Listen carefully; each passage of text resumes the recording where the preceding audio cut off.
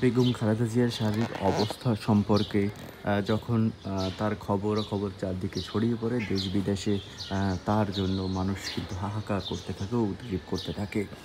আ বাংলাদেশ, পাকিস্তান, ভারত সহ বেশ কয়েকটি দেশের মধ্যে যে সম্পর্ক তাতে সেটি হওয়া স্বাভাবিক। আপনারা জানেন যে বাংলাদেশ এবং ভারতের মধ্যকার ৫ আগস্টের পর থেকে আ সম্পর্কের বিভিন্ন টানাপোড়েন চললেও বেগম খালেদা জিয়ার শারীরিক অবস্থা আর কথা শুনতে পেরে আ ভারতীয় প্রধানমন্ত্রী নরেন্দ্র মোদী তিনিও কিন্তু উদ্বেগের কথা জানিয়েছেন। তিনি এই ঘটনায় আসলে উদ্বেগ প্রকাশ করেছেন এবং আ সেটি কিন্তু ভারতীয় মিডিয়ায় সেটি প্রচার করা হয়েছে।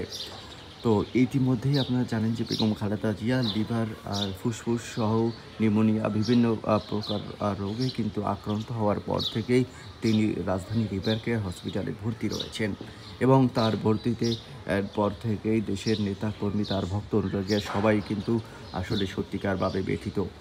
তো আপনারা এই নিউজটি